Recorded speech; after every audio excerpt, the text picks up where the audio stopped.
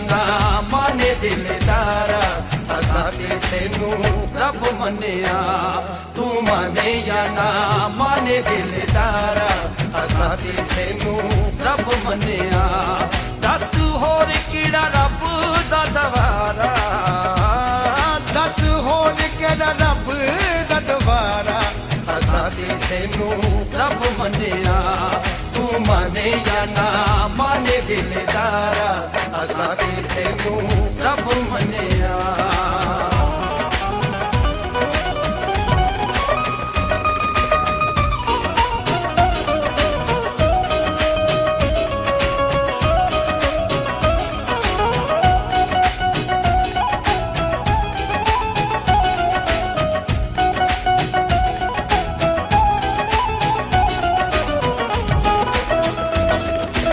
Hello hello hello hello hello हाँ जी hello hello hello और क्या हाल चाल है। इसको सारे ग्रुप में फटाफट से शेयर कर दो जी, सारे ग्रुप में फटाफट शेयर कर दो इसको और लाइक का बटन ठोक दो। अपने तन की खाक उड़ाई तब ये इश्क की मंजिल पाई अपने तन की खाक उड़ाई तब ये इश्क की मंजिल पाई मेरी सांसों में बोले हंसाते तेनू रब मन्निया ओ तू माने या ना माने दिलदारा हंसाते तेनू रब मन्निया।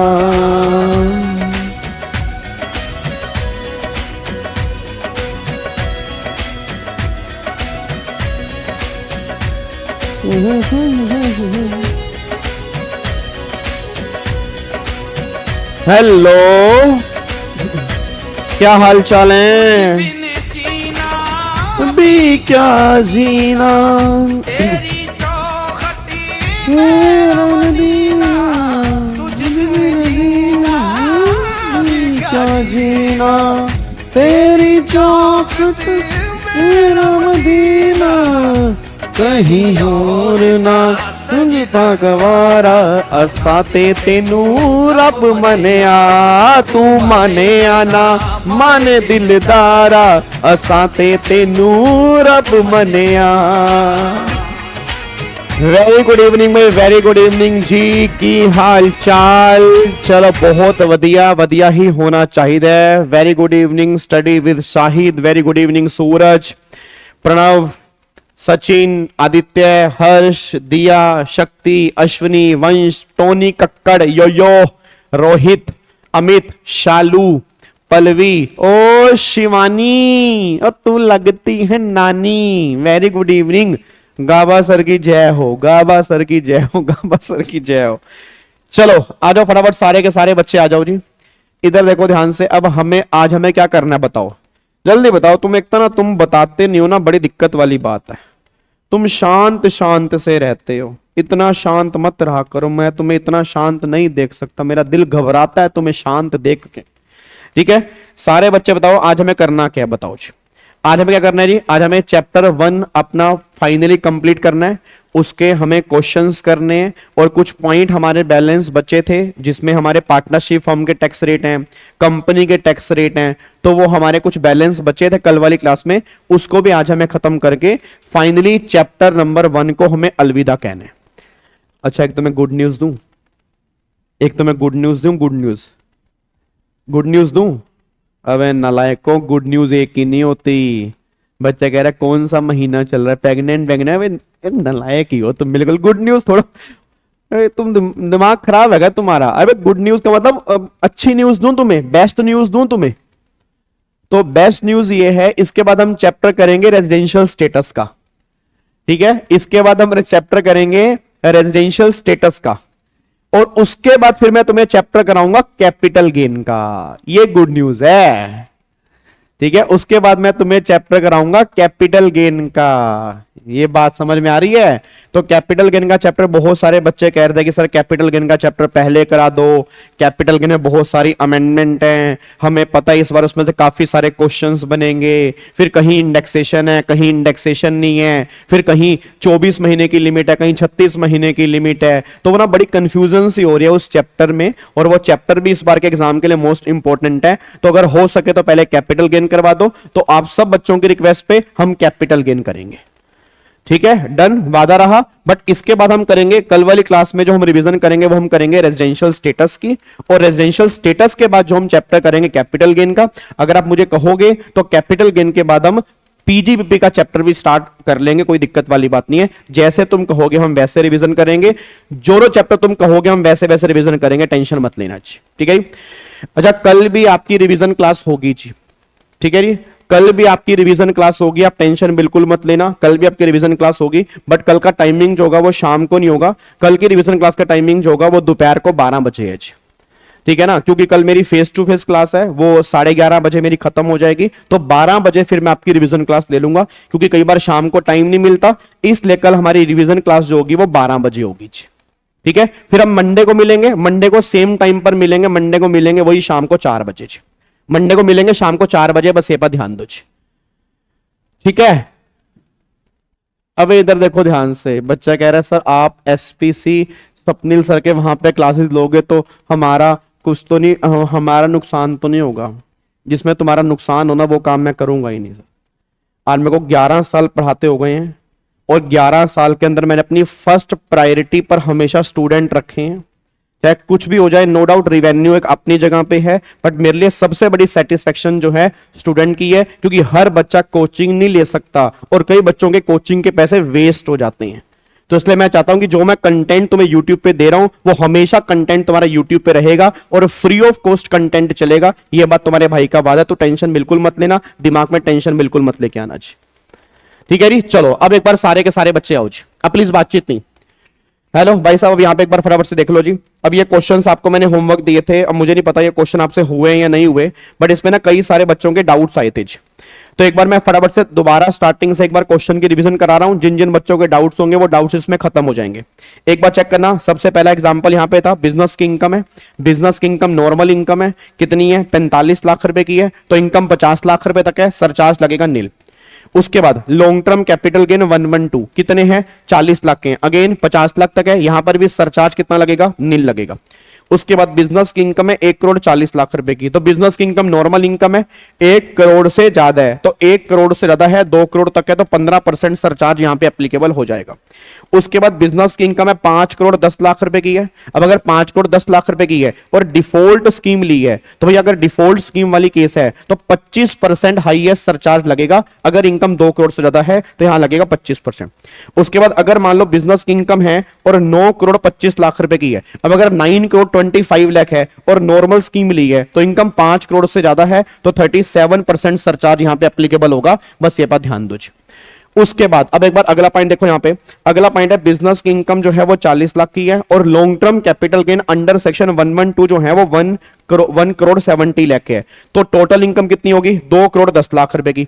अब सारे बच्चे बोल देना अगर इनकम 2 करोड़ 10 लाख रुपए की है, तो जैसे इनकम 2 करोड़ 10 लाख रुपए की है तो सरचार्ज लगना चाहिए 25%, क्योंकि इनकम 2 करोड़ से ज्यादा है।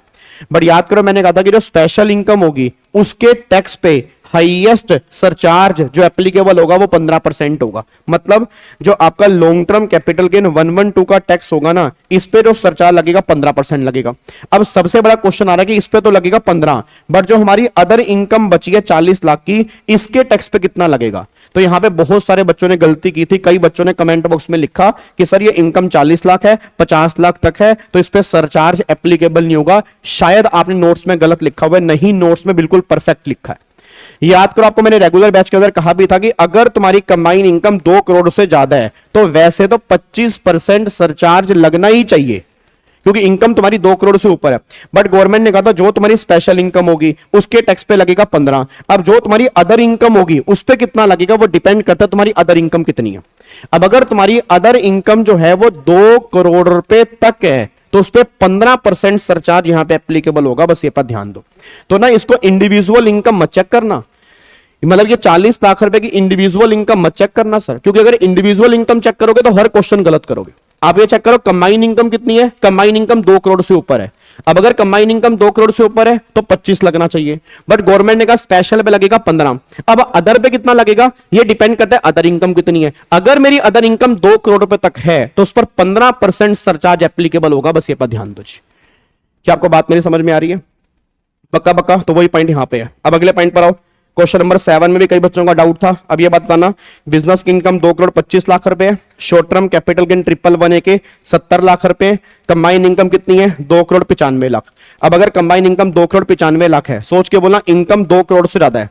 अब अगर इनकम 2 करोड़ से ज्यादा है तो 25% सरचार्ज लगना चाहिए, बट स्पेशल इनकम के टैक्स पे कितना लगेगा 15। अब स्पेशल इनकम कौन सी है ये वाली, तो इसके टैक्स पे कितना लगेगा 15। अब एक बच्चा ये बात कहता है यार गाबा सर आपको नहीं लग रहा कि आप ये गलत कह रहे हो? ओए गाबे, ओ गाबे गाबे गाबे, हेलो ओए गाबे सुन, आपको नहीं लग रहा आप ये गलत कह रहे हो?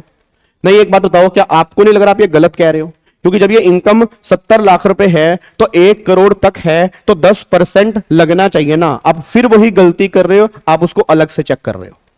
आप ये चेक करो कंबाइन इनकम कितनी है, कंबाइन इनकम 2 करोड़ से ऊपर है तो 25% लगना चाहिए। अब गवर्नमेंट कह रही हम स्पेशल इनकम पे 25 नहीं लगा सकते, उस पे हाईएस्ट कितना लगेगा 15, तो मतलब 15 तो लगेगा ही लगेगा, तो इसके टैक्स पे लगेगा 15। अब जो तुम्हारी अदर इनकम बची, अगर वो अदर इनकम 2 करोड़ तक है तो उस पर भी लगेगा 15, बट अगर तुम्हारी अदर इनकम 2 करोड़ से ज्यादा है तो फिर यहां पर 25% लगेगा। और चेक करो अदर इनकम तुम्हारी 2 करोड़ से ऊपर है, इसलिए यहां पर 25% सरचार्ज लग रहा है। बस ये पर ध्यान दो जी। क्या बात मेरी समझ में आ रही है जी? ठीक है, देखो वही बच्चे यहां पे डाउट पूछ रहे हैं कि सर अदर इनकम तो 40 लाख है तो 10% आना चाहिए ना। ये वही बच्चे हैं जिन्होंने पहले रेगुलर बैच में या कहीं पर भी ये चैप्टर पहले सही ढंग से पढ़ा नहीं है। आपको मैं बार बार कह रहा हूं अगर आप अलग अलग इनकम चेक करोगे तो हर क्वेश्चन गलत करोगे। आप अलग अलग इनकम चेक मत करो, आप कंबाइन इनकम चेक करो। आप ये सोचो कि अगर कंबाइन इनकम 2 करोड़ से ऊपर है तो गवर्नमेंट 25% ले सकती है, वो तो गवर्नमेंट तुमसे 25% नहीं ले रही, ये गवर्नमेंट की दरिया दिली है। ठीक है ना? आप अलग अलग इनकम मत चेक करो कि सर यहां 40 लाख है यहां 70 लाख है, फिर इतना क्यों लग रहा है, क्योंकि जो सरचार्ज है वो टोटल इनकम का जो टैक्स आया उस टैक्स पे लगना है। तो भाई टोटल इनकम चेक करनी है कि वो टोटल इनकम कितनी है, उसके बेस पे सरचार्ज एप्लीकेबल होगा। बस ये पर ध्यान देना चाहिए। ठीक है जी। अब अगले पॉइंट पर आओ, अगले पॉइंट पर आओ। अब यहां पे देखो बिजनेस की इनकम 5 करोड़ 1 लाख रुपए, long term capital gain 112 99 lakh रुपए, और यहां 5 करोड़ 91 लाख रुपए और डिफॉल्ट स्कीम है। अब सारे बच्चे आंसर दे रहे हैं डिफॉल्ट स्कीम है। प्लीज यार आदित्य है नालायक, एक बात को रट्टा लगा रखा है, एमआर वाला क्वेश्चन, एमआर वाला क्वेश्चन, एमआर वाला क्वेश्चन कल हमने किया था। ठीक है ना? अभी 2 मिनट रुक जाओ, उसको भी हम जब क्वेश्चन करेंगे तो उसमें देख लेंगे। अब उसको ध्यान से मैं कहना क्या चाह रहा हूं। अब एक बात मेरे को बताओ, कंबाइन इनकम 5 करोड़ 91 लाख है। अब अगर कंबाइन इनकम 5 करोड़ 91 लाख है और डिफॉल्ट स्कीम है तो इनकम 2 करोड़ से ज्यादा है तो 25% सरचार्ज लगना चाहिए, पर स्पेशल इनकम पे हाईएस्ट कितना लगेगा 15। तो पहली बात स्पेशल इनकम का जो होगा उस पर तो लगेगा 15। अब जो ये अदर इनकम है, गवर्नमेंट ने कहा जो अदर इनकम है, अब अदर इनकम सुनो ध्यान से, अदर इनकम अगर अदर इनकम 2 करोड़ तक है तो 15 लगेगा, अगर अदर इनकम 2 करोड़ से ज्यादा है तो कितना लगेगा 25 लगेगा। तो यहां पे कितना लगेगा 25 लगेगा। एक बच्चा कह रहा है यार एक बात बताओ यहां 37 क्यों नहीं लगाया? गाबा सर यार एक बात बताओ यहां 37 क्यों नहीं लगाया? क्योंकि यहां अदर इनकम 5 करोड़ से ऊपर है। मेरे बच्चे 37 इसलिए नहीं लगाया क्योंकि डिफॉल्ट स्कीम ली है। अगर यही क्वेश्चन नॉर्मल स्कीम का होता ना फिर मैं अदर इनकम पे 37% लगा देता, बट क्वेश्चन डिफॉल्ट स्कीम का है तो उस पे हाईएस्ट 25% ही है, उस पे 37 वाला रेट ही नहीं है। क्या बात मेरी समझ में आ रही है? चलो अब अगले पॉइंट पर आओ। आगे देखो क्वेश्चन नंबर 9 देखो, बिजनेस की इनकम 1 करोड़ 60 लाख रुपए, long term capital gain 112 5 crore 10 lakh रुपए, टोटल 6 करोड़ 70 लाख रुपए और नॉर्मल स्कीम ली है। अब सोच के बोलना नॉर्मल स्कीम ली है। अब टोटल इनकम जो है वो 6 करोड़ 70 लाख रुपए। सारे बच्चे बोल दो अगर टोटल इनकम 6 करोड़ 70 लाख रुपए है मतलब 5 करोड़ से ज्यादा है, तो अगर 5 करोड़ से ज्यादा है तो 37% सरचार्ज लगना चाहिए। पहली बात तो यह समझो, क्योंकि जहां इनकम 5 करोड़ से ऊपर है तो 37% सरचार्ज लगना चाहिए। बट गवर्नमेंट ये बात कह रही है कि जो तुम्हारी स्पेशल इनकम है उस पे हम सरचार्ज एप्लीकेबल करेंगे मैक्सिमम 15%। अब देखो जी ये स्पेशल इनकम है तो इसके टैक्स पे तो लगेगा 15। अब जो तुम्हारी अदर इनकम बची है, अब ये अदर इनकम के टैक्स पे कितना लगेगा ये डिपेंड करता है अदर इनकम कितनी है। अब क्या मेरी अदर इनकम 2 करोड़ तक है? यस।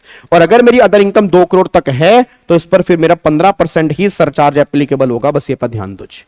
तो ये क्वेश्चन बहुत जबरदस्त क्वेश्चन है और ऐसे ही क्वेश्चन तुम्हारे एग्जाम के अंदर बन सकते हैं। तो क्वेश्चन बहुत तरीके से समझना, क्योंकि ये एग्जाम्पल नहीं है, इसी तरह के क्वेश्चन जो है वो तुम्हारे एग्जाम के अंदर बन सकते हैं। अब अगले पॉइंट पर आओ जी। क्वेश्चन नंबर 10 देखो, बिजनेस की इनकम 1 करोड़ रुपए है, लॉन्ग टर्म कैपिटल गेन जो है वो 2 करोड़ 40 लाख रुपए है, तो टोटल कंबाइन इनकम हो गई 2 करोड़, सॉरी ये मैंने शायद गलत लिखा हुआ है, अच्छा ये 10 लाख रुपए है। तो ये आपकी बिजनेस की इनकम जो है ये 10 लाख रुपए है, तो यहां पे ये 10 लाख रुपए है। अब ये 10 लाख रुपए है और ये 2 करोड़ 40 लाख रुपए है, तो टोटल 2.5 करोड़ हो गया जी। अब अगर टोटल 2.5 करोड़ हो गया तो क्या इनकम 2 करोड़ से ज्यादा है? यस, 2 करोड़ से ऊपर है। अब अगर इनकम 2 करोड़ से ऊपर है तो 25% सरचार्ज लगना चाहिए, बट स्पेशल पे कितना लगेगा? स्पेशल पे लगेगा 15। स्पेशल पे कितना लगेगा? 15, क्योंकि 25 वाला रेट ही नहीं है। अब जो मेरी अदर इनकम बची, अदर इनकम कितनी बची? अदर इनकम बची ये 10 लाख की। अब अदर इनकम पे कितना लगेगा? ये डिपेंड करता है अदर इनकम कितनी है। अब अगर मेरी अदर इनकम 2 करोड़ रुपए तक है तो 15% तो सरचार्ज इसके टैक्स पे देना ही पड़ेगा जी। अब क्या मुझे इसके टैक्स पे 15 देना पड़ेगा? देना पड़ेगा। अब तुम गलती से ये आर्ग्यूमेंट मत कह देना कि सर यहां 10 लाख की इनकम है तो सरचार्ज क्यों लगा रहे हो। मेरे सामने कोई बच्चा ये नहीं बोलेगा कि है गाबे एक बात बता, है गाबे कि यहां 10 लाख की इनकम है तो यहां पे क्यों सरचार्ज एप्लीकेबल कर रहा है। इंडिविजुअल इनकम चेक नहीं करनी। कंबाइन इनकम 2 करोड़ से ऊपर है, तो अगर कंबाइन इनकम 2 करोड़ से ऊपर है तो लगना चाहिए 25, पर गवर्नमेंट ने कहा स्पेशल पे लगेगा 15। अदर इनकम अगर 2 करोड़ रुपए तक है तो 15% सरचार्ज तो लगेगा ही लगेगा। बस ये पर ध्यान दो। क्या बात मेरी समझ में आ रही है जी? क्या आपको बात मेरी समझ में आ रही है? पक्का पक्का, कोई दिक्कत तो नहीं है। चलो अब अगले पॉइंट पर आओ जी। अब क्वेश्चन नंबर 11 लास्ट क्वेश्चन है। देखो जी यहाँ पे बिजनेस की इनकम 40 लाख, हाउस प्रॉपर्टी की इनकम 80 लाख, सैलरी की income 90 lakh, long term capital gain 112 2 crore 10 lakh रुपए, कंबाइन इनकम जो है वो 4 करोड़ 20 लाख रुपए और नॉर्मल स्कीम है। अब 4 करोड़ 20 लाख रुपए है, क्या इनकम 2 करोड़ से ज्यादा है? बोलो बोलो बोलो बोलो, क्या इनकम 2 करोड़ से ऊपर है? यस। अगर इनकम 2 करोड़ से ऊपर है तो 25% सरचार्ज लगना चाहिए, बट गवर्नमेंट ने कहा स्पेशल पे लगेगा 15, तो स्पेशल पे लगेगा 15। अब अदर इनकम पे कितना लगेगा? ये डिपेंड करता है अदर इनकम कितनी है। अब इसको छोड़ के ये रही मेरी अदर इनकम। अब सारे बच्चे बोलते हैं क्या मेरी अदर इनकम 40 प्लस में 80 120, 120 प्लस में 90 210, तो क्या मेरी अदर इनकम 2 करोड़ से ज्यादा है? यस। तो अगर मेरी अदर इनकम 2 करोड़ से ऊपर है तो उनके टैक्स का 25% सरचार्ज मेरे को यहां पर देना पड़ेगा। इस तरह से कैलकुलेशन होगी। मैं उम्मीद करता हूं कि आपको बात मेरी समझ में आ रही है।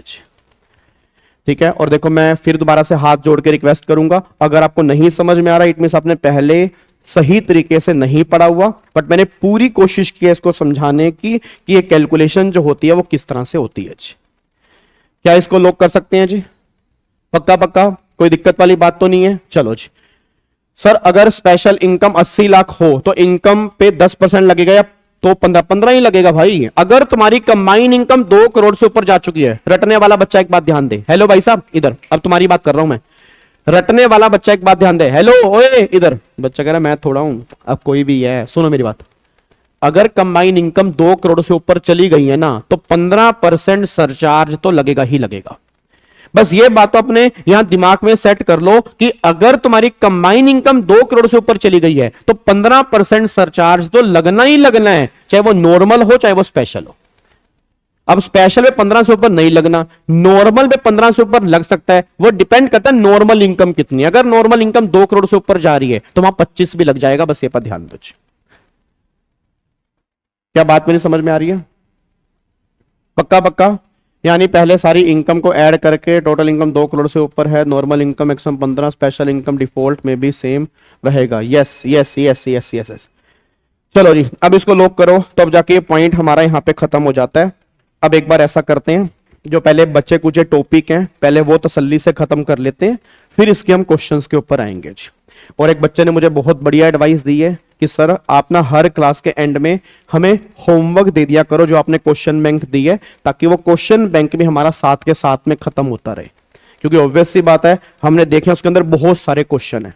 अब इतने सारे क्वेश्चन तो हम लाइव के अंदर नहीं कर सकते, तो कुछ हम लाइव में करेंगे, कुछ आप हमें होमवर्क दे देना, तो बेटर क्या होगा, सारा क्वेश्चन बैंक जो होगा वो साथ के साथ में हमारा खत्म हो जाएगा। ठीक है, डन, इस चीज को मैं एक्सेप्ट करता हूं। ठीक है, अब आगे से मैं तुम्हें होमवर्क भी दिया करूंगा, बस ये पर ध्यान दो। ठीक है सर, सरचार्ज कब लगेगा? एलो भाई साहब, गुनगुन को बताओ भाई। अरे गुनगुन, सर बच्चा कभी कह रहा है सरचार्ज कब लगेगा, अभी इसको यही नहीं पता सरचार्ज कब लगेगा। अब मेरे नालायक बच्चे, सरचार्ज तब लगेगा अगर इनकम 50 लाख से ज्यादा है।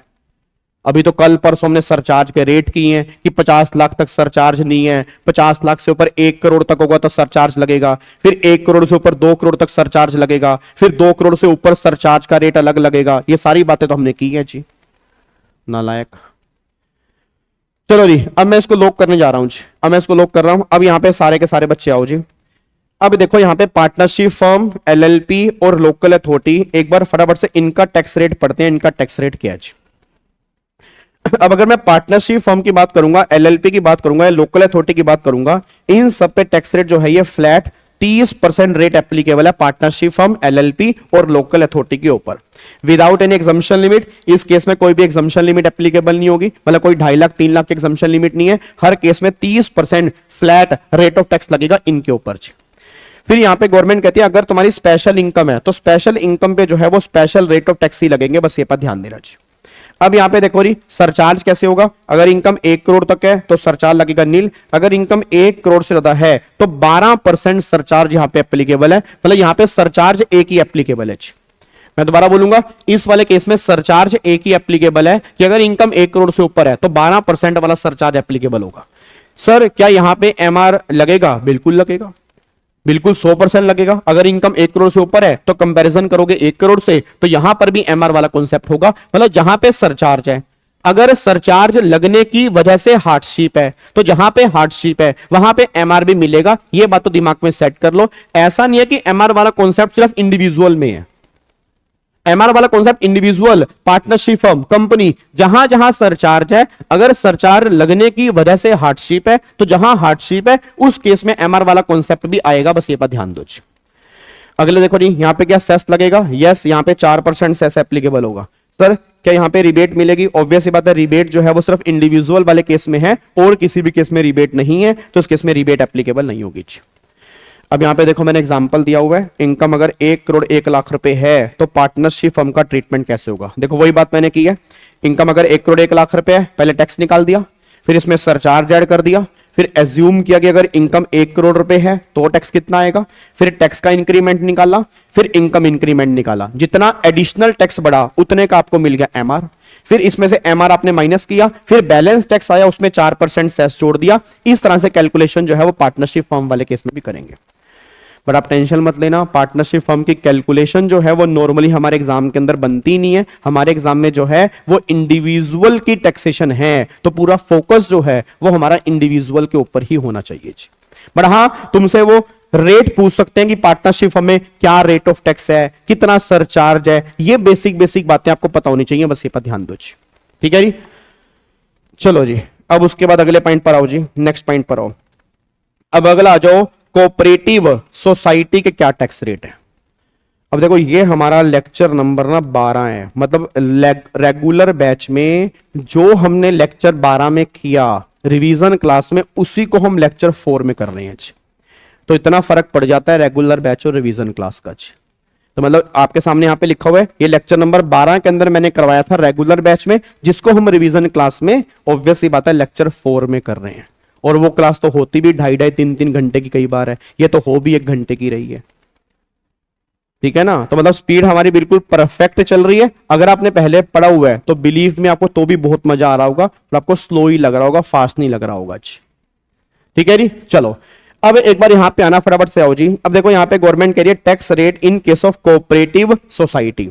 अब मुद्दा ही निकल के आ रहा है कि कोऑपरेटिव सोसाइटी वाले केस में क्या टैक्स रेट है। अब गवर्नमेंट ये बात कह रही है कि अगर मैं कोऑपरेटिव सोसाइटी की बात करेंगे तो 2 केस हैं यहां पे, या तो नॉर्मल स्कीम या पे स्पेशल स्कीम, या तो नॉर्मल स्कीम होगी या स्पेशल स्कीम होगी। पहले बात करते हैं कि अगर किसी कोऑपरेटिव सोसाइटी ने नॉर्मल स्कीम ली है उस केस में क्या होगा। तो नॉर्मल स्कीम वाले केस में क्या है, अगर टोटल इनकम 10,000 तक है तो टैक्स लगेगा 10%। एग्जम्प्ट नहीं है यहां पे, टैक्स नील नहीं है, नील नहीं कह रहे, वो कह रहे अगर इनकम 10,000 रुपए तक है तो टैक्स लगेगा 10%, मतलब 10% टैक्स तो स्टार्टिंग से देना ही पड़ेगा। फिर अगर सोसाइटी की इनकम 10,000 से ज्यादा है, 20,000 तक है, तो टैक्स लगेगा 20%। और अगर सोसाइटी की इनकम 20,000 से ज्यादा है तो उस पर टैक्स लगेगा 30%। ये टैक्स आपको देना पड़ेगा जी। मतलब सोसाइटी वाले केस में क्या रेट है, 10% है, 20% है, 30% है। ये रेट ऑफ टैक्स जो होंगे वो सोसाइटी वाले केस में एप्लीकेबल होंगे, बस ये पर ध्यान दो। उसके बाद देखो यहां पे सरचार्ज कितना लगेगा जी। अब चेक करो सोसाइटी वाले केस में सरचार्ज क्या है। अगर इनकम 1 करोड़ तक है तो सरचार्ज है नील। अगर इनकम 1 करोड़ से ज्यादा है, 10 करोड़ तक है, तो सरचार्ज एप्लीकेबल है 7%। और अगर इनकम 10 करोड़ से ज्यादा है तो सरचार्ज एप्लीकेबल है 12%। अब किसी को याद है ये पॉइंट हमने पहले भी कहीं पढ़ा है जी, बता सकते हो? ये पॉइंट हमने पहले भी कहीं पढ़ा है, किसी को थोड़ा बहुत अगर याद आ रहा हो। ऐसा ऐसा ये सरचार्ज वाला पॉइंट हमने पहले भी अपने रेगुलर बैच में कहीं ना कहीं पढ़ा होगा। याद करो डोमेस्टिक कंपनी वाले केस में, याद है डोमेस्टिक कंपनी वाले केस में सेम सरचार्ज के रेट एप्लीकेबल होते हैं। जो डोमेस्टिक कंपनी वाले केस में सरचार्ज लगता है, सेम सरचार्ज जो है वो सोसाइटी वाले केस में एप्लीकेबल होता है, बस ये पर ध्यान देना चाहिए। तो आगे जाके हम कंपनी का टैक्स रेट पढ़ेंगे ना, तो डोमेस्टिक कंपनी में जो सरचार्ज हम पढ़ेंगे वही सेम सरचार्ज जो है वो सेम यहां पे एप्लीकेबल है जी। अब एक बच्चा कहता है सर क्या यहां पे एमआर मिलेगा? बिल्कुल एमआर मिलेगा। फिर वही बात आ कि जहां सरचार्ज वहां पे हार्डशिप, जहां पे हार्डशिप वहां पे आपको एमआर मिलेगा ही मिलेगा, इसमें कोई डाउट ही नहीं है। इस वाले केस में एमआर एप्लीकेबल हो ही जाएगा। फिर यहां पे 4% सेस एप्लीकेबल होगा जी। 4% सेस तो यहां पे लगेगा। अगेन रिबेट वाला कोई भी कॉन्सेप्ट यहां पे नहीं है, रिबेट इन लोगों को नहीं मिलती। अब एक बच्चा ये बात कहता है सर एक बात बताओ, आपने हमें ना सोसाइटी वाले केस में कहा था वो स्पेशल स्कीम होती है, जैसे इंडिविजुअल वाले केस में सेक्शन 115 बीएसी होता है, तो आपने कहा था सोसाइटी वाले केस के अंदर भी ऐसा कुछ होता है? यस होता है। किसी को याद है सोसाइटी वाले केस में स्पेशल स्कीम जो होती है वो किस सेक्शन में होती है? याद करो 2 सेक्शन थे। एक तो था सेक्शन नंबर 115 BAD और एक सेक्शन था 115 BAE। ये दोनों सेक्शन जो थे वो सोसाइटी वाले केस में एप्लीकेबल थे अगर वो स्पेशल स्कीम फॉलो कर रहे हैं। जैसे इंडिविजुअल वाले केस में क्या था? 115 BAC था। यहां पर क्या है? 115 BAD या 115 BAE। अब यहां पे एक बार चेक करो, देखो नहीं यहां पे, तो एक तो था 115 बार्ड कहो या बैड कहो, फिर 115 बाय कहो या बे कहो। अब बे तुम्हें पता ना क्या होता है? बे मतलब बे होता है बे, ये मेरी बे है। अबे बे का मतलब होता है बे मतलब बे मतलब बाय, बाय कहना है, बाय कहना है, बाय कहना है, बे कहना है, बे कहना है, बाय कहना है, वो तुम्हारी मर्जी है। बार्ड कहना है, बैड कहना है, बैड कहना है, बार्ड कहना है, बार्ड कहना है, बैड कहना है, वो तुम्हारी मर्जी है। तो 115 बार्ड ये है और 115 बे ये है जी। अब अगर मैं 115 BAD की बात करूंगा ना, तो ये सेक्शन जो है ये हर तरह की कोऑपरेटिव सोसाइटी पर एप्लीकेबल है। मतलब चाहे वो सोसाइटी मैन्युफैक्चरिंग के बिजनेस में हो, चाहे वो सोसाइटी ट्रेडिंग के बिजनेस में हो, चाहे वो सोसाइटी किसी बिजनेस के अंदर भी हो, 115 BAD वाला ऑप्शन ले सकती है। सर अगर कोई सोसाइटी 115 BAD वाला रेट लेगी तो उसको रेट ऑफ टैक्स क्या लगेगा? रेट ऑफ टैक्स जो इफेक्टिव रेट लगेगा वो लगेगा 25.168। अब ये 25.168 कैसे बना? टैक्स रेट इसका है 22%, 10% सरचार्ज इसमें लगना ही लगना है, स्टार्टिंग से लगना है, तो 10% सरचार्ज हो गया। फिर इन दोनों को जोड़ने के बाद 4% सेस हर केस में लगेगा ही लगेगा, तो इफेक्टिव रेट जो बनेगा वो बनेगा 25.168% का रेट यहां पे एप्लीकेबल हो जाएगा। बस ये पर ध्यान दो सोसाइटी वाले केस में अगर वो 115 BAD वाला ऑप्शन ले रही है। अब एक बच्चा एक बात कहता है, यार गाबे एक बात बता, हेलो गाबे यार एक बात बता, तो फिर तो कोई सोसाइटी नॉर्मल स्कीम क्यों लेगी? क्योंकि नॉर्मल स्कीम में 20,000 की इनकम के बाद 30% है, और जब 20,000 की इनकम के बाद 30% है और यहां इफेक्टिव जो है वो 25.168 है, इसमें सरचार्ज भी आ गया, सेस भी आ गया, जबकि वो 20,000 के बाद 30% टैक्स है। फिर अगर इनकम 1 करोड़ से ऊपर है तो फिर सरचार्ज भी है, फिर सेस भी है, तो वो रेट तो बहुत ज्यादा पड़ेगा। तो हमारे लिए तो 115 BAD वाला ऑप्शन बहुत बढ़िया है, बिल्कुल बढ़िया है। बट याद करो जो मैंने आपको बताया था ना 115 BAC बुलाती है मगर जाने का नहीं, याद है? वहां पर बहुत सारे बेनिफिट्स आपको छोड़ने पड़ते थे अगर आप 115 BAC वाला ऑप्शन लेते थे। सेम पॉइंट यहां पर भी है। अगर आप 115 BAD और 115 BAE वाला ऑप्शन लोगे तो बहुत सारी एग्जामिशन और डिडक्शंस आपको छोड़नी पड़ेंगी, तब ये रेट एप्लीकेबल होंगे। बस ये पर ध्यान दो। क्या बात मेरी समझ में आ रही है? तो ये पॉइंट अपने दिमाग में लेके चलना। देखो यहां पर उसके बाद अब ये 115 BAE इनके लिए, ये 115 BAE है अगर आप रेजिडेंट कोऑपरेटिव सोसाइटी हो, अगर आप मैन्युफैक्चरिंग का बिजनेस कर रहे हो और आपने बिजनेस सेटअप किया है 1 अप्रैल 23 से लेकर 31 मार्च 24 के बीच में, ये कंडीशन सेटिस्फाइड होना जरूरी है। अगर तुम ये कंडीशन सेटिस्फाइड करते हो, उस सोसाइटी पर टैक्स रेट लगेगा 15% और 10% सरचार्ज लगेगा ही लगेगा 1.5% और 4% सेस, तो इफेक्टिव रेट जो बनेगा वो 17.16% बनेगा। अगर कोई सोसाइटी ये तीनों कंडीशन सेटिस्फाइड करती है तब। तो आपने एक बार देखी होगी गवर्नमेंट जो है, पर आप ओल्ड रिजिम नहीं पढ़ाओगे। हर्ष को बताओ भाई, सारे बच्चे हर्ष को बताओ, ओल्ड रिजिम पढ़ाऊंगा नहीं पढ़ाऊंगा? यही तो प्रॉब्लम है, एक दिन आते हैं एक दिन नहीं आते। गाबा वेला तुम बिजी गाबा बिल्कुल वेला, गाबा निठल्ला, गाबा अनएम्प्लॉयड, गाबा बेरोजगार, तुम बिजी तुम एम्प्लॉयड। तुमको मोदी के काम करने, तुम्हें ट्रंप और उनकी बातें सुलझानी है। अबे नालायक, ओल्डिज्म कल ही की है हमने। यार हद होगी, आग लग जाती है सीने में मेरे। ओल्डिज्म कल ही की है हमने।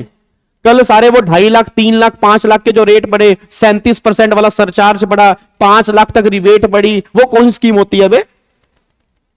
नालायक। इधर सुनो ध्यान से, अब अगले पॉइंट पर आओ। ठीक है जी। तो अगर मान लो कोई सोसाइटी 115 BAE वाला ऑप्शन ले रही है तो उस केस में 17.16 रेट लगेगा। बट अगेन बोल दूं, अगर आप ये ऑप्शन ले रहे हो तो बहुत सारे बेनिफिट्स आपको छोड़ने पड़ेंगे। बस ये पर ध्यान दो, ठीक है ना। बहुत सारे बेनिफिट्स आपको छोड़ने पड़ेंगे, तब जाके ये रेट आपके एप्लीकेबल होंगे। बस ये पर ध्यान दो। क्या इसको लॉक करें? पक्का। अब यहां पे आ जाओ फाइनली। अब कंपनी पर क्या टैक्स रेट एप्लीकेबल है? तो लास्ट पॉइंट हमारा कंपनी वाला है कि कंपनी वाले केस में क्या टैक्स रेट है। इधर देखो ध्यान से जी। अब यहां पे एक बार फटाफट से आओ।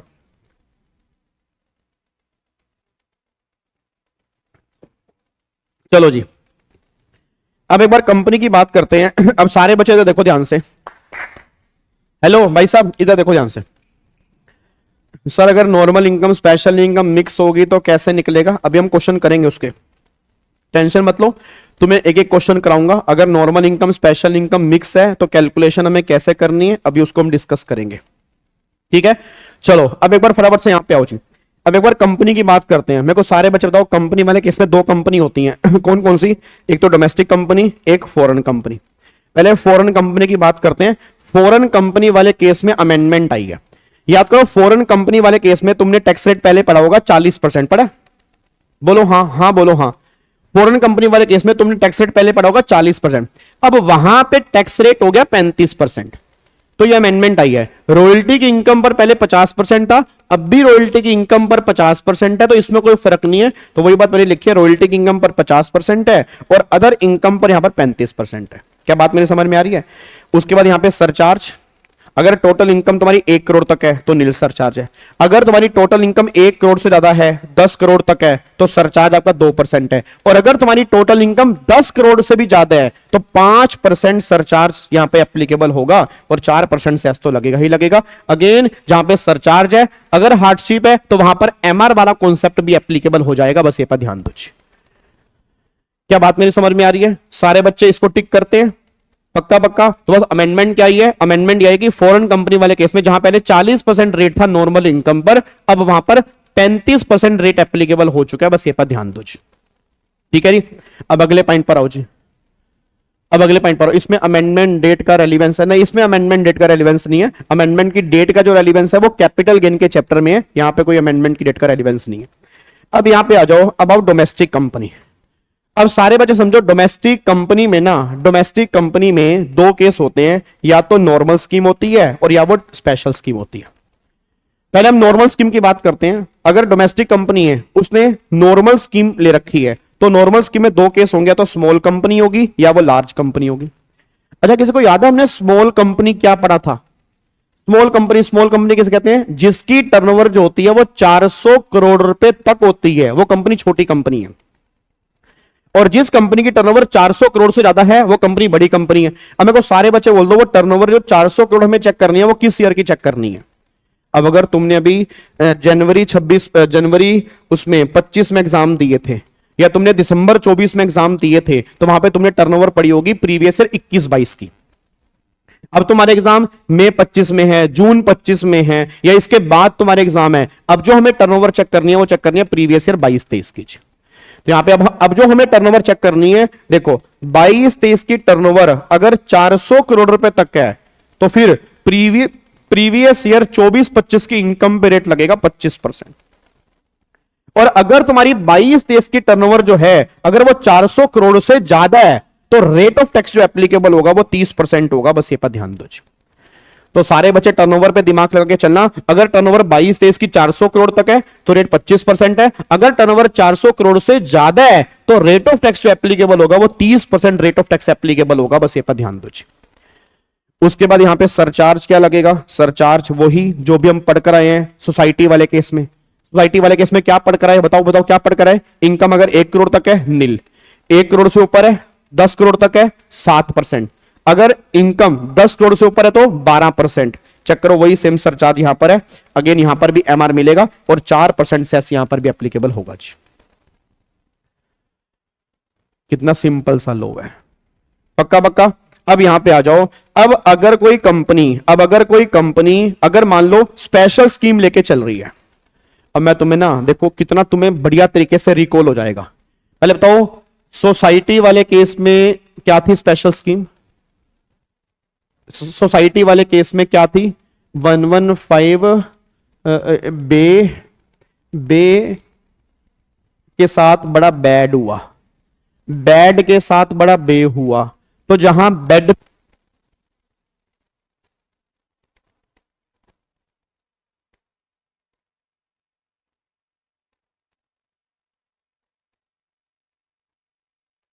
हाँ जी, तो जहां बेड था, जहां पे बेड था तो वहां पे 25.168% का रेट लगा। जहां बे थी वहां पे 17.16 का रेट लगा।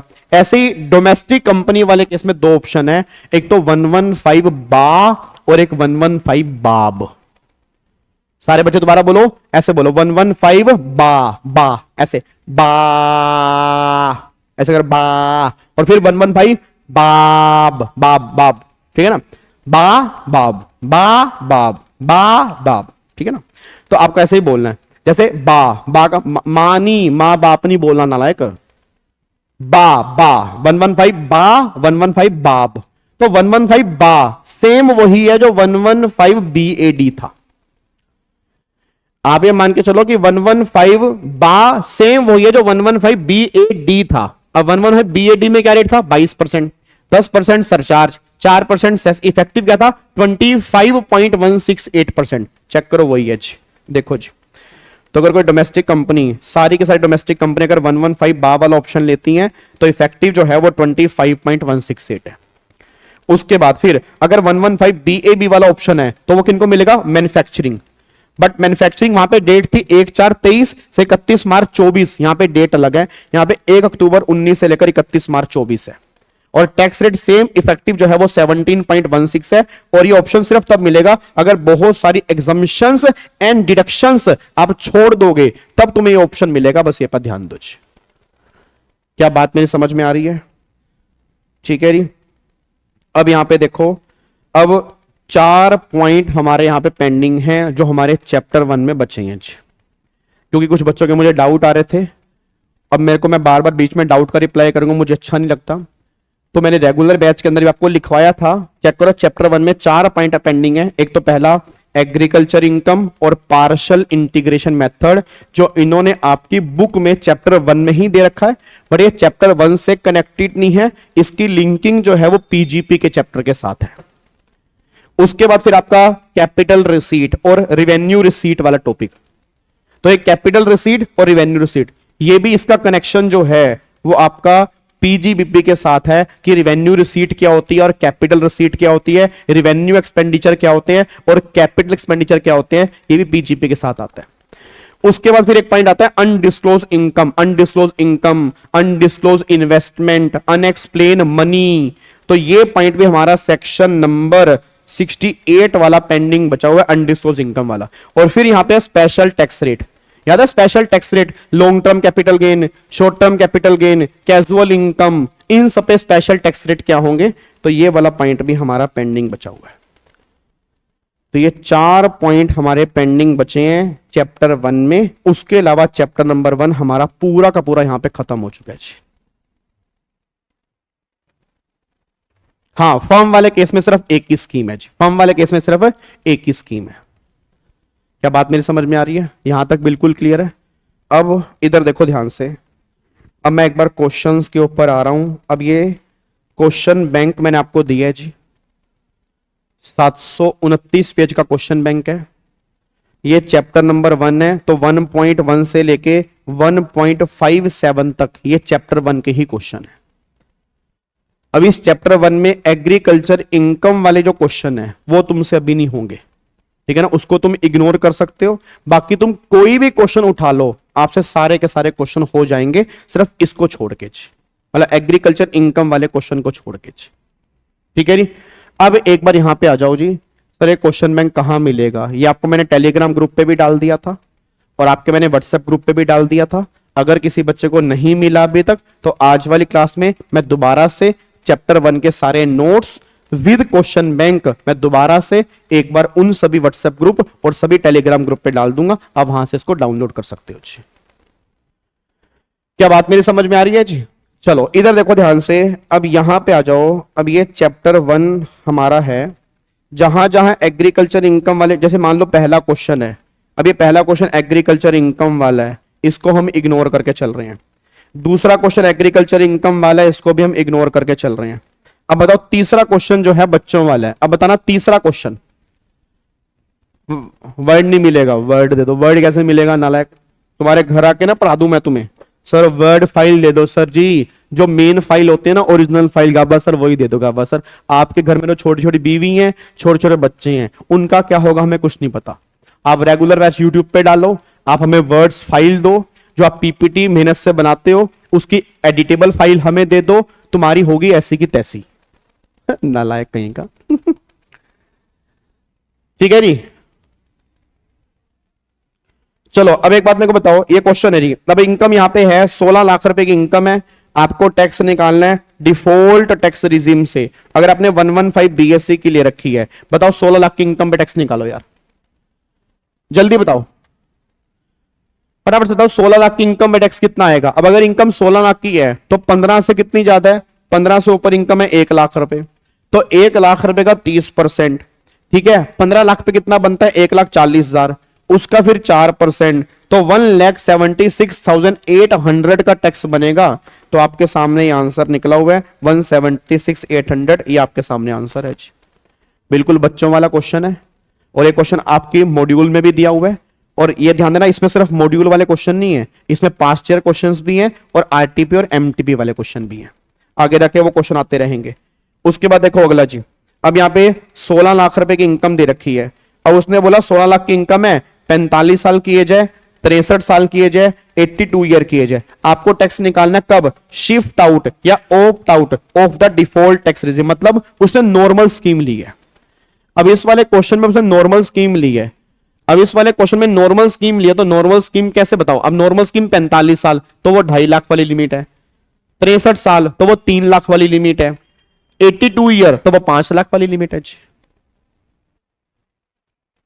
Sir question like this does not appear in the exam. Akash individual question थोड़ा आएंगे यार ऐसे, यार इतने तो तुम भी इंटेलिजेंट हो, ये थोड़ा बनेगा 5 नंबर का। ये कब काम आएंगे? जब तुम टोटल इनकम वाले क्वेश्चन नहीं करते, तो तुम टोटल इनकम निकालते हो ना, इसमें क्या है, तुम्हें टोटल इनकम निकाल के दे रखी है, तो उस पर तुम टैक्स नहीं निकालते, तो उस टैक्स निकालने के तुम्हारे 2 नंबर होते हैं ना, ये वही क्वेश्चन है। तुम क्या सोच रहे हो कि 5-5 नंबर में इंस्टीट्यूट तुमसे ये क्वेश्चन पूछेगा? अबे नालायक कहीं के, जब तुम बड़े बड़े क्वेश्चन करोगे, बिजनेस पीजीपी की इनकम निकालोगे, हाउस प्रॉपर्टी की इनकम निकालोगे, तो उस पर टैक्स निकालोगे ना। तो यहां पे तुम्हें वो इनकम निकाल के दे रखी है, बस उसका टैक्स कैसे निकलेगा वो निकालना हम सीख रहे हैं, ठीक है ना। 3,04,200 पहले का, 3,01,600 दूसरे का और 2,91,200 तीसरे का। तो एक बार चेक करते हैं आपने क्या क्या आंसर निकाला है। तो पहले का 3,04,200 सबका सही निकला है जी, ठीक है। और दूसरे का आपका आंसर है 3,01,600, बिल्कुल परफेक्ट है। और तीसरे का आंसर आपका बना है 2,91,200, बिल्कुल परफेक्ट आंसर है। तो ये आपका तीनों का बिल्कुल परफेक्ट आंसर है। बहुत बढ़िया, वेरी गुड जी, बहुत बढ़िया जी। उसके बाद अगले पॉइंट पर आओ जी, अगले पॉइंट पर आओ। अब एक बार ये क्वेश्चन है, देखो जी। अब अगर टैक्स लायबिलिटी निकालो मिस्टर ए की, अगर इनकम 51 लाख रुपए की है, 51 लाख रुपए की इनकम है और उसने शिफ्ट आउट ऑफ 115 बीएससी। अब शिफ्ट आउट का मतलब क्या, उसने नॉर्मल स्कीम ली है। अब उसने नॉर्मल स्कीम ली है तो नॉर्मल स्कीम के बेस पे कैलकुलेशन करनी है। अगर इनकम 51 लाख रुपए तो टैक्स क्या होगा जी?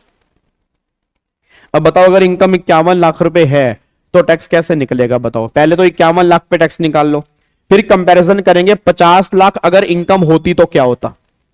भाई पहले क्या करोगे, पहले आप क्या करोगे, 51 लाख देखोगे, फिर 50 लाख इनकम होती तो क्या होता। तो 50 लाख पे आप टैक्स निकालोगे, फिर टैक्स इंक्रीमेंट निकालोगे, फिर टैक्स इंक्रीमेंट का फिर इनकम इंक्रीमेंट निकालोगे।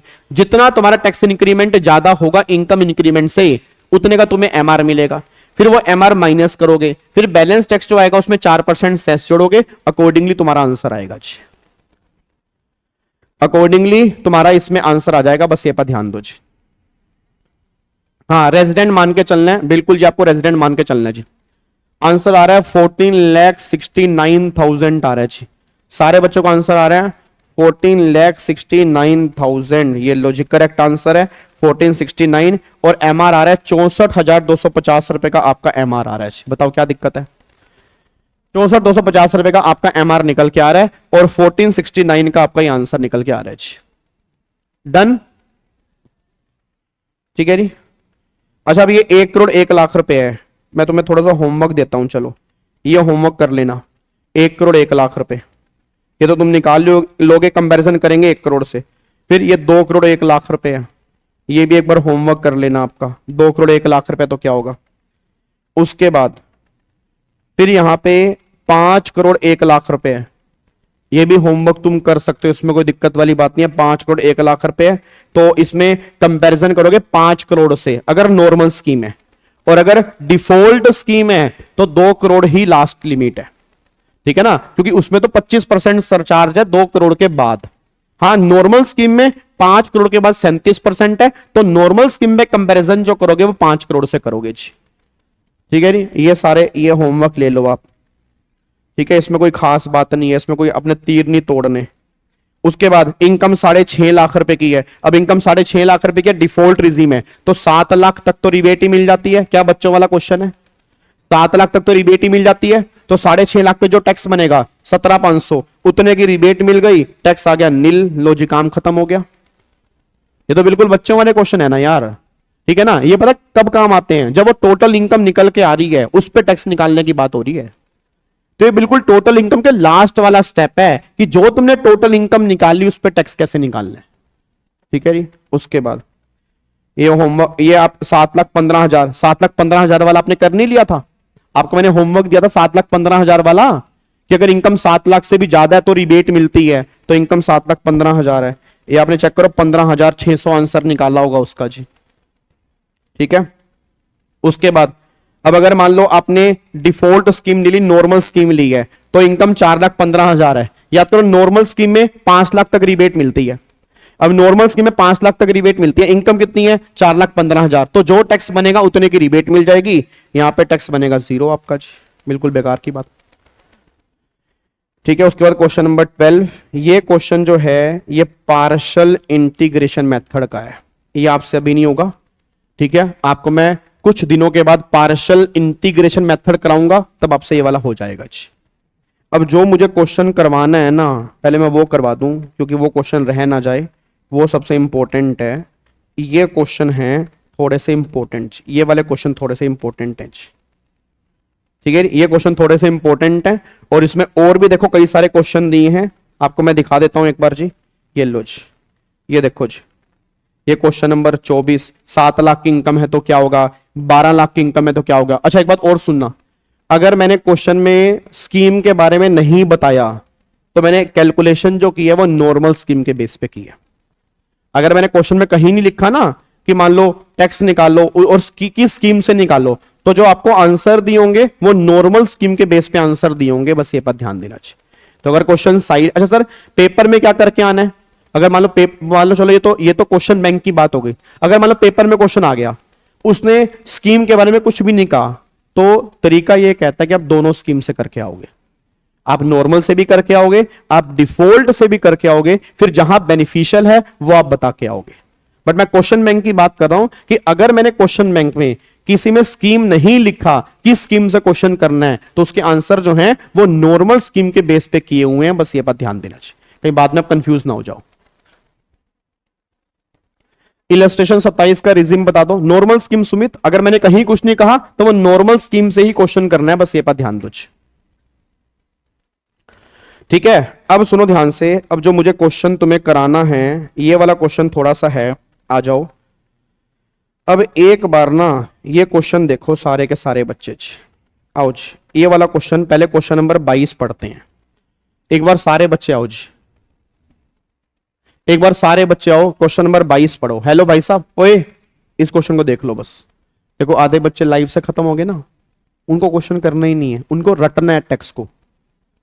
वो सिर्फ प्रोविजन समझना चाहते हैं कि जहां रट्टे मार ले फिर फेल हो जाए, फिर दोबारा रट्टे रट्टे मार ले फिर फेल हो जाए, और फिर रट्टे मार ले फिर समझ में आए कि क्वेश्चन करने थे, और फिर वो यहां पे आके बैठेंगे। क्योंकि जैसे क्वेश्चन करता हूं भाग जाते हैं नालायक कहीं के। इधर देखो ध्यान से। अब एक बार आओ क्वेश्चन नंबर 22 पे आओ, क्वेश्चन ध्यान से पढ़ना। क्वेश्चन क्या है जी? अब क्वेश्चन 22 पे चेक करना। क्वेश्चन 22 क्या है? कह रहा है मिस्टर अग्रवाल एज 40 साल की है and a resident in India. उसकी टोटल इनकम जो है वो 6.5 करोड़ है। पहले मेरे को सारे बच्चे बताओ, टोटल इनकम 6.5 करोड़ है। उसने बोला आपको टैक्स जो निकालना है वो डिफॉल्ट स्कीम से भी निकालना है और आपको नॉर्मल स्कीम से भी निकालना है। मतलब दोनों स्कीम से निकालना है, आपको डिफॉल्ट स्कीम से भी निकालना है और नॉर्मल स्कीम से भी निकालना है। पहले मेरे को सारे बच्चे बताना, अगर इनकम 6.5 करोड़ है, अगर इनकम 6.5 करोड़ है, सारे बच्चे बताना डिफॉल्ट स्कीम में अगर इनकम 6.5 करोड़ है, सरचार्ज कितना लगना चाहिए? 25%। और नॉर्मल स्कीम में कितना लगना चाहिए? 37%, क्योंकि इनकम 5 करोड़ से ज्यादा है। तो डिफॉल्ट में हाईएस्ट 25% और नॉर्मल में हाईएस्ट 37%, बस ये बात ध्यान दो। अब वो कह रहे हैं 6.5 लाख में क्या क्या है? कह रहा है long term capital gain taxable 20% under section 112 55 lakh के हैं। तो ये 6.5 करोड़ में लॉन्ग टर्म कैपिटल गेन 112 जो 20% से टैक्सेबल है वो 55 लाख है। तो तुम्हें रेट ऑफ टैक्स बता रखा है।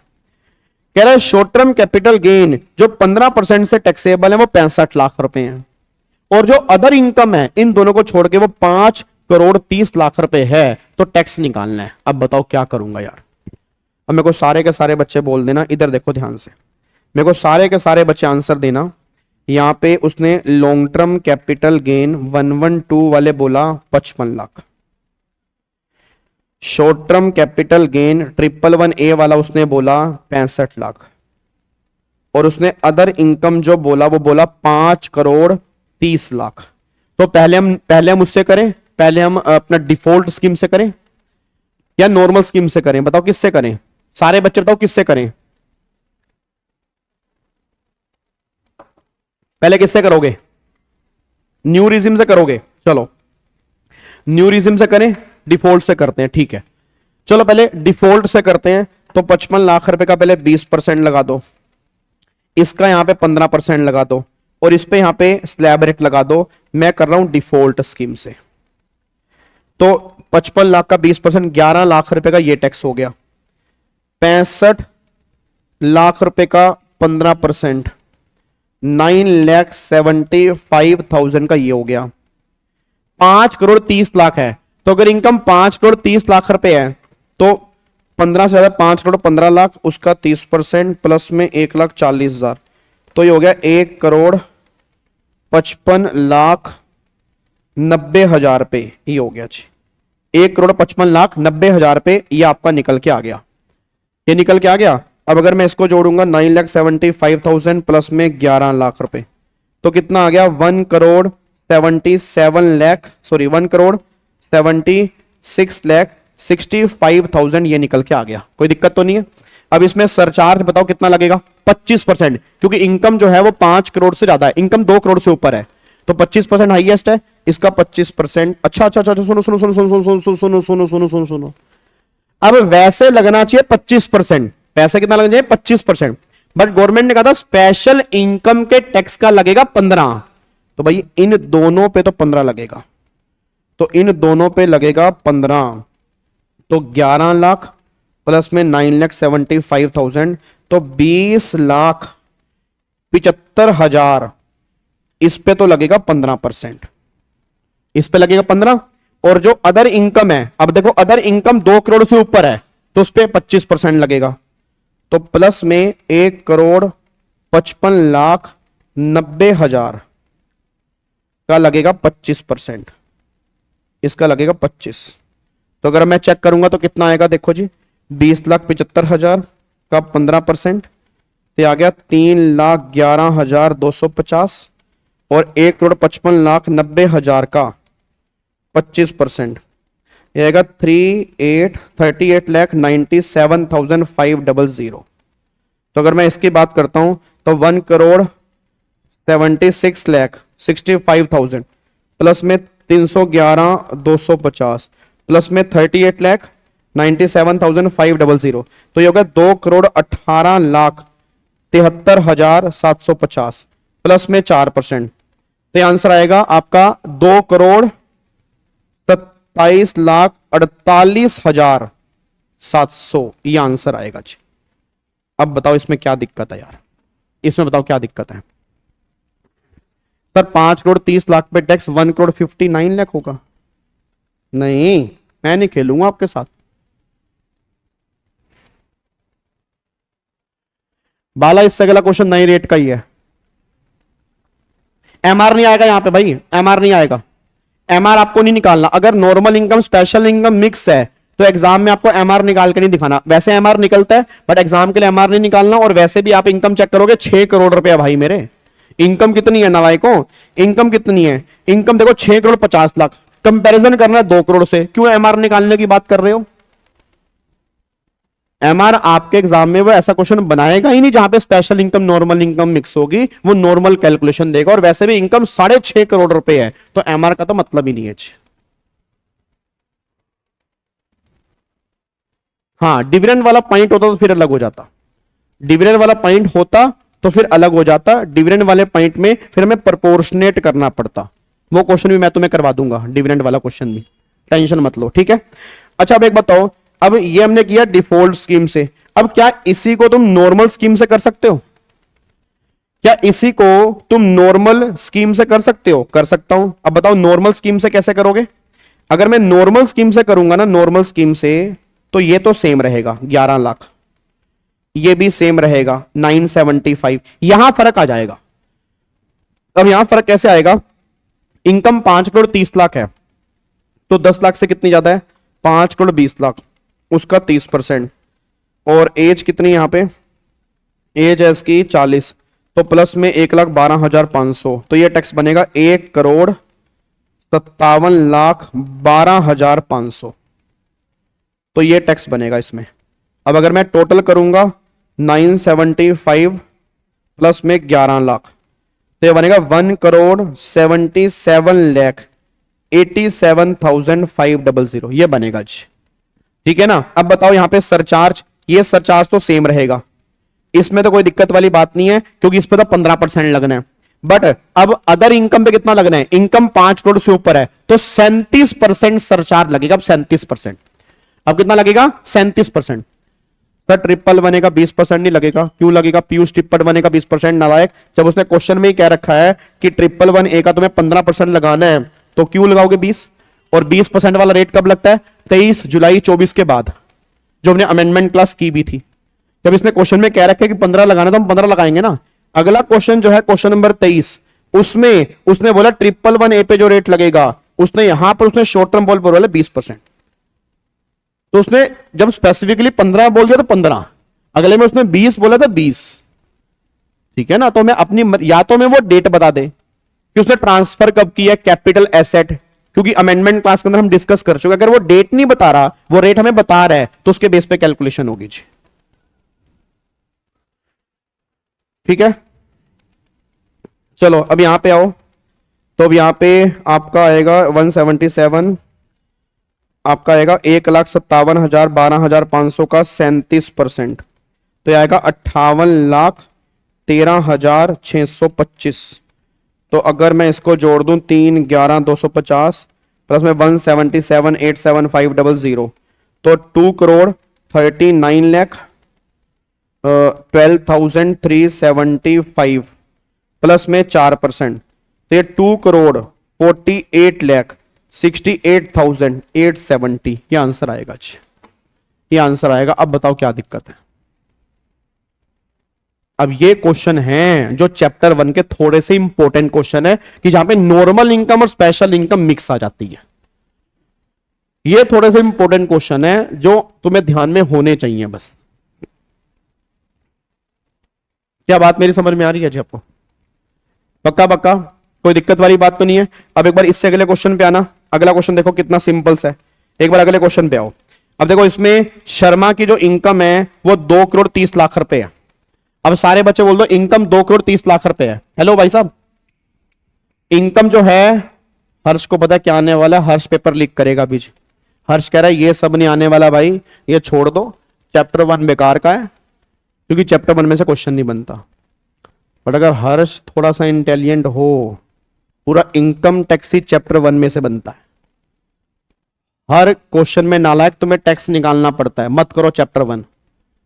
पेपर लीक कर रहा है बच्चा सामने बैठ के, और अभी कह रहा था ओल्ड स्कीम नहीं हुई, कह रहा था ना ओल्ड स्कीम नहीं हुई, तभी तो नहीं किया इसने चैप्टर 1। मेरे को समझ में आ गया हर्ष, तेरी कहानी समझ में आ गई मेरे को तेरी हर्ष की कहानी मेरे को समझ में आ गई, तभी इसने वो पूछा ना ओल्ड स्कीम कब हुई। तो चैप्टर 1 को तो ये इग्नोर कर रहा है कि चैप्टर 1 तो एवं ही है, क्यों कर रहा हूं मैं चैप्टर 1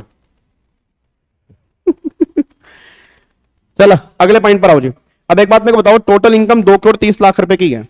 अब अगर टोटल इनकम 2,30,00,000 रुपए की है, सोच के बोलना। अब long term capital gain taxable 12.5% 112 lakh रुपए के। अब सारे बच्चे बोल दो, अभी ऊपर रेट बताया था 20%, यहां रेट बता रहे हैं 12.5%। कोई बताएगा 12.5 कैसे हो गया?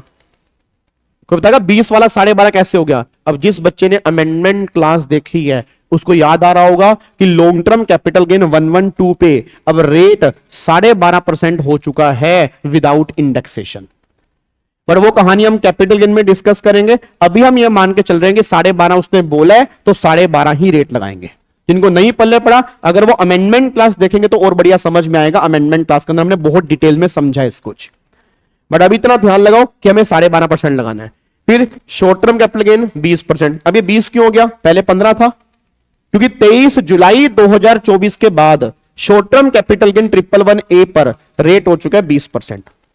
तो मैं दोनों रेट याद करके चलने हैं कि अगर कैपिटल एसेट ट्रांसफर 23 जुलाई 24 से पहले है तो अलग रेट ऑफ टैक्स है, अगर 23 जुलाई 24 या उसके बाद है तो अलग रेट ऑफ टैक्स है। वो हम कैपिटल गेन में डिस्कस करेंगे। तो ये कितना है? 64 लाख। और अदर इनकम कितनी है? 1,14,00,000 रुपए। अब आपको दोनों स्कीम से टैक्स निकालना है। अब एक बात बताऊं, दोनों स्कीम से अगर टैक्स निकालना भी है, अगर मेरी क्लास में सिंगल बच्चा इंटेलिजेंट है वो एक बात समझ गया होगा, इसमें सरचार्ज 15% ही लगेगा सभी पे। मेरी बात से एग्री करते हो? इसमें सरचार्ज 15% ही लगेगा सभी पे। बताओ क्यों? बताओ क्यों? इनकम 2 करोड़ से ऊपर है, 25 लगना चाहिए, बट स्पेशल पे कितना लगेगा? स्पेशल पे तो लगेगा 15, स्पेशल पे तो 15 लगेगा। अदर इनकम पे कितना लगता है वो डिपेंड करता है अदर इनकम कितनी है। अब चेक करो, अदर इनकम 1,14,00,000 है तो अदर इनकम भी तो 2 करोड़ तक है। और अगर अदर इनकम 2 करोड़ तक है तो उस पर भी तो 15 ही लगेगा। तो इसमें करना क्या है? कुछ नहीं करना जी।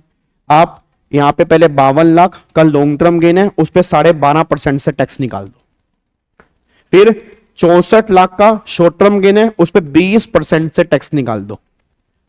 फिर 1,14,00,000 की इनकम है, इस पे स्लैब रेट से टैक्स निकाल दो। तीनों के टैक्स को जोड़कर सीधा 15% सरचार्ज लगा दो, काम खत्म करो। आई होप आपको समझ में आ गया होगा कि 15% मैं क्यों कह रहा हूं। वैसे इनकम 2 करोड़ से ऊपर है, लगना चाहिए 25, बट 25 नहीं लगेगा क्योंकि स्पेशल पे तो लगता ही 15 है। और अदर इनकम भी 2 करोड़ तक है तो उस पर भी कितना लगेगा 15। तो बेटर ये है सारा टैक्स निकाल के टोटल करके 15% सरचार्ज लगा दो, 4% सेस जोड़ दो, काम खत्म करो जी। नॉर्मल स्कीम से नॉर्मल टैक्स रेट यूज कर लो, स्पेशल स्कीम से स्पेशल टैक्स रेट यूज कर लो, उसके बेस पे कैलकुलेशन कर लो जी। और इसका आंसर नीचे दिया हुआ है, आंसर नंबर 23। अगर आप चेक करोगे तो आपको इसका आंसर मिल जाएगा जी। क्या बात समझ में आ रही है? क्या आपको बात समझ में आ रही है? पक्का पक्का? हाँ, सेस जो लगेगा वो आफ्टर सरचार्ज लगेगा जी। सेस जो लगेगा वो आफ्टर सरचार्ज एप्लीकेबल होगा, मतलब सरचार्ज जोड़ने के बाद फिर यहां पे सेस एप्लीकेबल होगा जी। ये बुक कैसे परचेस कर सकते हैं? ये बुक आपको सॉफ्ट कॉपी के अंदर मिलेगी, इसको प्रिंट निकाल सकते हो, ठीक है। सॉफ्ट कॉपी के अंदर फ्री ऑफ कॉस्ट है बुक। डन? क्या इसको लॉक करूं? पक्का पक्का जी? चलो बहुत बढ़िया जी। अभी तो सुनो ध्यान से, अब इसमें और भी ये कई सारे क्वेश्चंस हैं टैक्स निकालने वाले जी। हर्ष को छोड़ के बाकी सारे बच्चे करेंगे जी। हर्ष नहीं करेगा, बाकी सारे बच्चे करेंगे। जैसे टोटल इनकम 349 है तो टैक्स निकाल लो, फिर ग्रोस टोटल इनकम 5,62,000 है, अब डिडक्शन है 1,30,000, तो डिडक्शन माइनस कर दो। माइनस क्यों कर दो? मैंने कुछ नहीं कहा, तो नॉर्मल स्कीम ली है और नॉर्मल स्कीम में डिडक्शंस मिलती हैं, तो डिडक्शन माइनस करने के बाद जो इनकम आ रही है टोटल इनकम, उस पर टैक्स निकाल दो। ऐसे ही फिर अगला क्वेश्चन है, देखो यहां पे अब सैलरी की income 6 lakh, casual income 2 lakh, deduction 180 की है, यहां डिडक्शन 8 लाख की है, तो ये डिडक्शन माइनस करने के बाद जो इनकम आ रही है अकॉर्डिंगली आप टैक्स निकाल दो जी। तो बहुत सारे क्वेश्चन यहां पे मैंने टैक्स निकालने वाले दिए हुए हैं, बस आपको 2 इग्नोर करने हैं। एग्रीकल्चर इनकम वाला क्वेश्चन इग्नोर करना है और पार्शियल इंटीग्रेशन मेथड वाला क्वेश्चन अगर इसमें है तो आपने इग्नोर करना है। वो क्वेश्चन आपसे अभी होगा नहीं, रीजन क्योंकि वो कॉन्सेप्ट हमने किया ही नहीं है बीच। क्या बात मेरी समझ में आ रही है?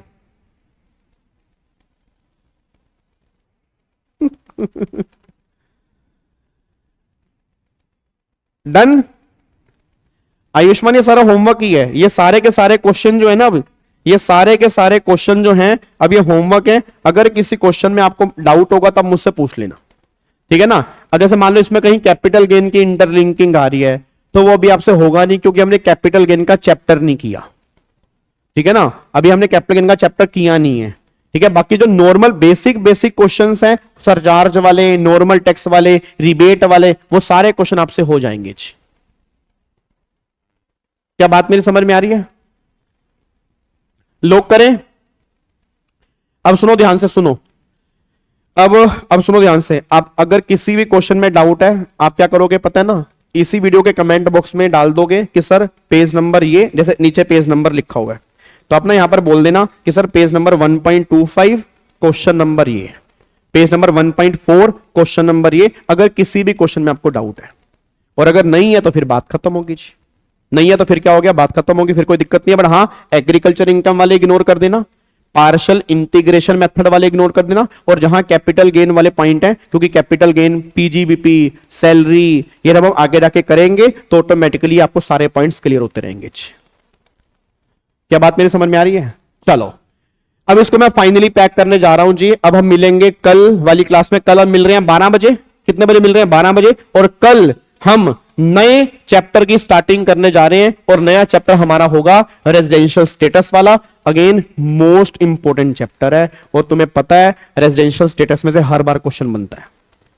ये तुम्हें पता है कि रेजिडेंशियल स्टेटस में से इंस्टीट्यूट हर बार क्वेश्चन बनाता ही बनाता है। वो तुमसे रेजिडेंशियल स्टेटस निकलवाता है, उसके बेस पे फिर उनकी टोटल इनकम निकलवाता है, और फिर उस पर वो टैक्स निकलवाता है।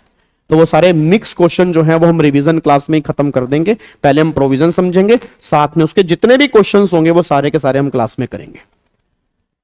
जी हरलीन जी, बिल्कुल जी। कैसे कंपेयर होंगे एमआर निकालने के? आदित्य मैंने कहा ना, उस केस में एमआर आपको निकालना ही नहीं है उस केस में, क्योंकि अगर 51-52 लाख है तो इनकम को 2 लाख ऊपर नीचे हमें करना होगा, तब तो हो जाएगा। पर अगर बहुत ज्यादा फासला होगा तो फिर कई सारे ऑल्टरनेटिव हमें देखने पड़ेंगे, इसीलिए वो क्वेश्चन हमारे एग्जाम के अंदर कभी बनता ही नहीं है जी ना। उस केस में हमें एमआर निकालना होगा जहां पे स्पेशल इनकम मिक्स होगी जी। रेजिडेंशियल स्टेटस के नोट्स आज मैं डाल दूंगा जी, रेजिडेंशियल स्टेटस के नोट्स आज मैं डाल दूंगा। डन? लोग करें जी? क्या लोग कर दे जी? हाँ, क्वेश्चन के आंसर भी इसके अंदर है जी, क्वेश्चन के आंसर भी इसके अंदर हैं, सारे के सारे आंसर इसके अंदर हैं जी। चलो अब सारे बच्चे इस वीडियो को लाइक करके जाएंगे, ठीक है, और कमेंट जरूर करेंगे आपको ये बैच कैसा लग रहा है, और अपने दोस्तों को जरूर शेयर किया करो, क्योंकि बहुत सारे दोस्त आपके ऐसे होंगे जिन्होंने क्लासेस कहीं और से ली होंगी। अगर मतलब मैं ये नहीं कह रहा हर टीचर बेस्ट है, बट मैं भी अपना बेस्ट दे रहा हूं। अगर उनको थोड़ी सी भी दिक्कत है टेक्स्ट में, आप उनको ये बोले कि एक बार आप आके बैठ के देखें, शायद उनको और बढ़िया समझ में आएगा, और फ्री ऑफ कॉस्ट है, कोई पैसा पे ही नहीं करना आपको। तो thank you so much, God bless you, love you all, जय हिंद, thank you so much. Sir एक बार और 3 वाला बता दो, 3 वाला कौन सा जी? एक बार और 3 वाला, 3 वाला कौन सा?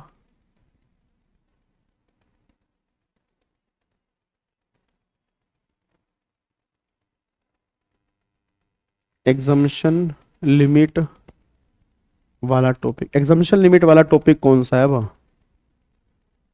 अच्छा वो तो मैं कराऊंगा ना, वो तो कैपिटल गेन में कराऊंगा, मैं समझ गया आपकी बात। वो ये कह रहे हो ना कि वो बचा हुआ एग्जामिशन लिमिट जो हम यूज करते हैं लॉन्ग टर्म शॉर्ट टर्म, तो वो मैंने तुम्हें टैक्स रेट कहां कराए हैं? मैंने कहा ना वो कैपिटल गेन में, जब अब हमने क्या करना है, रेजिडेंशियल स्टेटस के बाद कैपिटल गेन ही करना है, तो वो कैपिटल गेन में टैक्स रेट कराऊंगा, तो उसी टाइम पर मैं तुम्हें बताऊंगा कि वो बेसिक एग्जामिशन लिमिट कहां कहां यूज करते हैं। डन डन डन, टेंशन मत लो भाई, तुम्हारा एक एक पॉइंट खत्म होगा, तुम निश्चिंत हो जाओ टैक्स के लिए जी, टैक्स के लिए तुम निश्चिंत हो जाओ, ठीक है। क्वेश्चन 22 में 15 ही लगाना था, 2 करोड़ से ऊपर नहीं है। हाँ तो क्वेश्चन 22 में 15 इसलिए लगेगा नालायक मेरे बच्चे, टोटल इनकम तो 2 करोड़ से ऊपर है, ये देखो यहां पे चेक करो, टोटल इनकम जो है कहां पे 15 क्यों लगेगा? अदर इनकम तो 5 करोड़ से ऊपर है ना, 25 नहीं लगेगा। 2 करोड़ से ऊपर तो 25 लगता है, तो यहां 5 करोड़ 30 लाख है, तो 25 लगेगा ना। चलो bye bye, take care question, bye bye जी। भिंडी वाला एमआर क्वेश्चन, क्या कह रहे हो? भिंडी वाला एमआर क्वेश्चन, चलो री bye bye, take care, thank you so much, God bless you.